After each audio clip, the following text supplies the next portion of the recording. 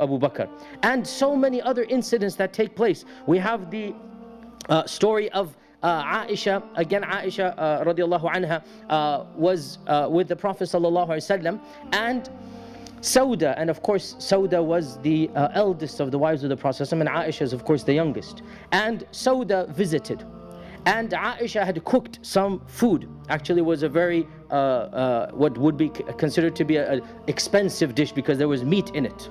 So when you have meat at that time, it's a very big thing, and it's called khazir. It's a meat dish with bread type of stuff in it. So Sauda says, I don't want to eat. Aisha felt she's not eating because I cooked it. That she's not eating because she doesn't trust my cooking, or she doesn't think my cooking is good. So she said, Wallahi la ta'kulina, Wallahi you're going to eat it. And she said, Wallahi I'm not going to eat it. And the Prophet was sitting in the middle.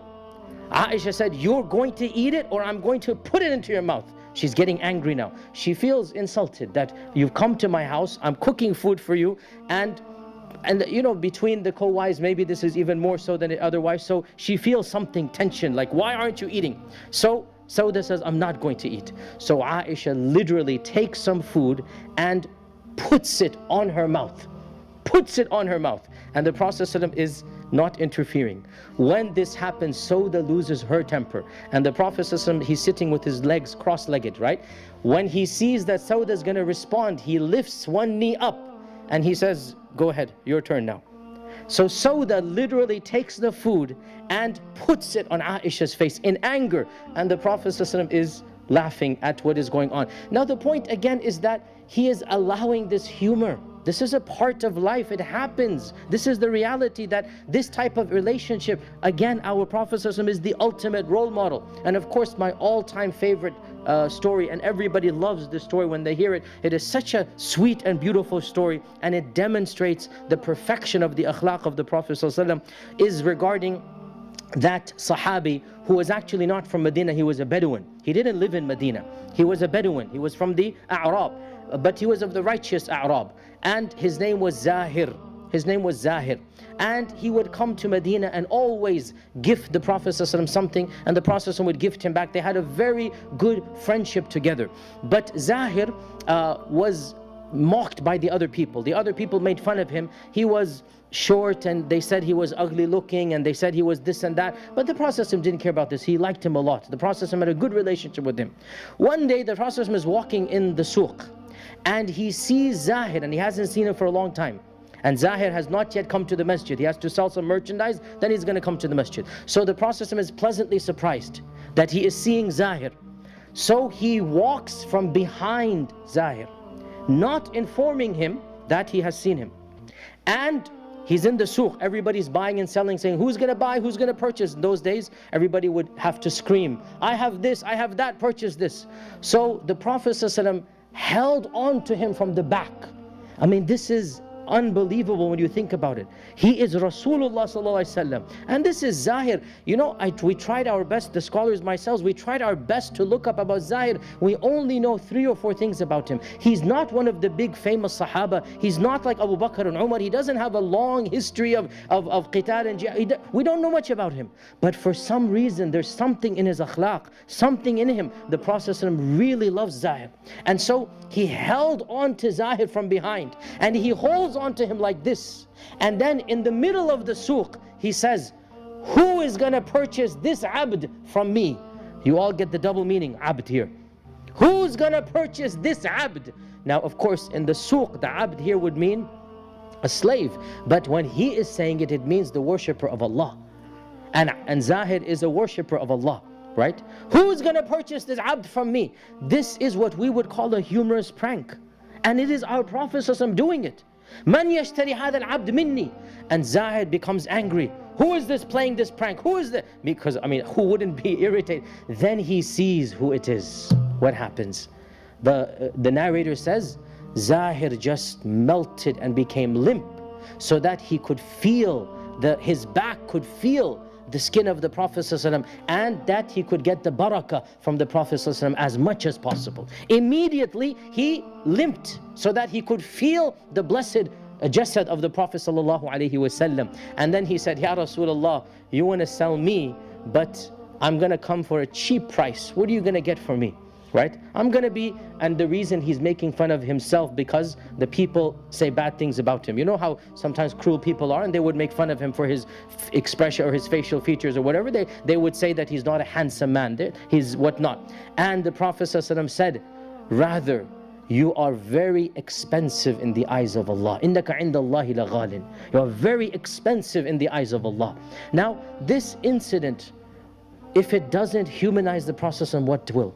If it doesn't show us his perfection of akhlaq, then what will? And that is why when our Prophet established this as a reality, then it is not surprising that we find the Sahaba, the Tabi'un, the great Imams, every single Imam, Imam Ahmad, Imam Shafi'i, Imam Malik and whatnot, we find from them as well this type of humor. Even in their fiqh, we find it here and there when they give fatwa. And again, much can be said, time does not allow us to do so. We find the same type of humorousness and gentleness in the greatest scholars of Islam. And in fact, many are the quotations from our scholars that it is a part of being a gentleman, it is a part of being a good Muslim, that there is an element of humor, an element of joking and whatnot. And that is why even some of the most classical, authentic books of even political science, of being a ruler and leader, Al-Mawardi is a great scholar of medieval Islam, and he has books about how to be a leader and he has sections in it,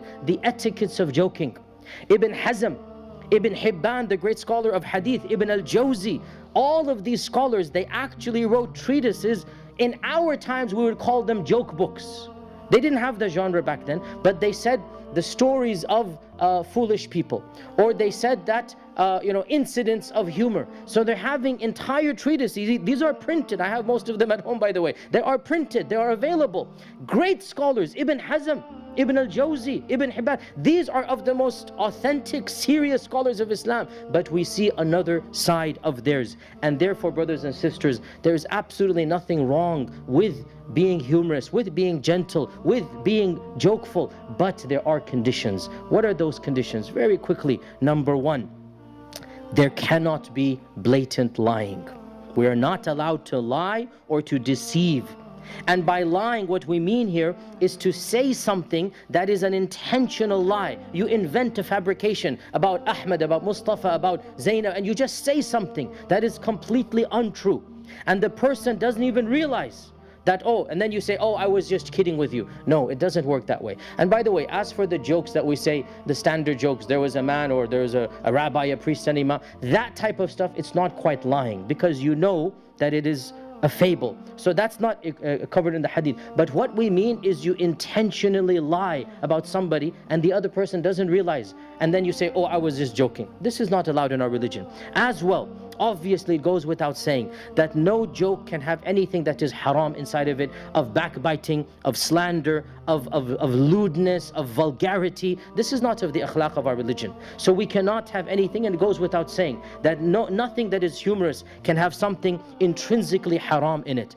As well, if the joke involves a prank or something of this nature, then it is not allowed to bring about terror upon a person. You cannot terrify a person. Our Prophet ﷺ said in hadith in Abu Dawood, it is not allowed for a believer to bring fear into the heart of another believer. So even as a joke or as a prank, you cannot do something that will terrify the person. That is not something that is a part of our religion. And as well, of the conditions that our scholars mention, that look at all of the incidents I said to you of the hadith of the Prophet ﷺ. Every one of them, the end result was the person felt closer to Rasulullah ﷺ. The person felt better camaraderie. The person felt genuine ukhuwah. The person was cheered up.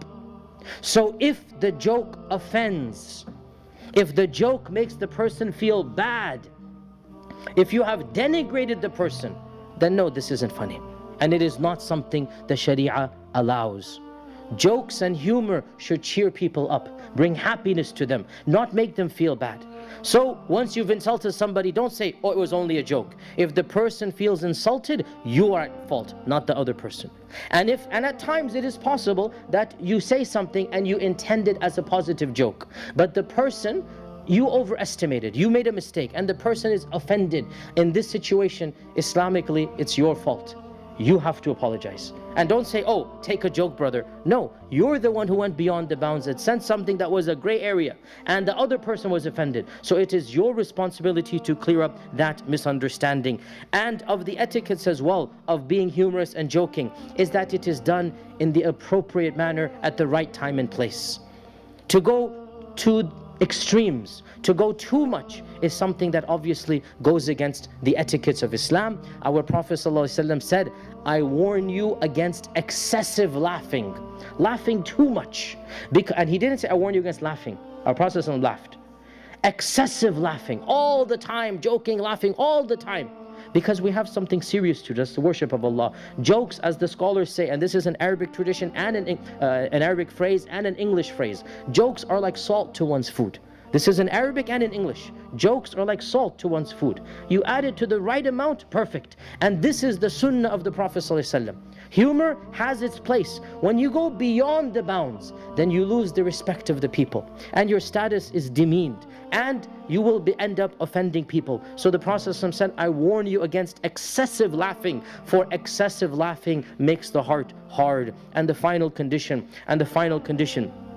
is that, and the most important really, is that the joke not involve anything that is denigrating to Allah and His Messenger, to the religion of Islam. It is not just haram, it is kufr to joke about Allah and His Messenger. It's not just a sin, it is kufr, because a heart that understands who is Allah and who is Rasulullah ﷺ can never then be sarcastic against them. We, in our tradition, in our religion, there is no such thing as cracking humor against Allah, making fun of the Messenger ﷺ. This is not Islam. This can only come from a heart that doesn't understand what it means to be sacred, what it means to be to have sanctity. We do not joke about our mother.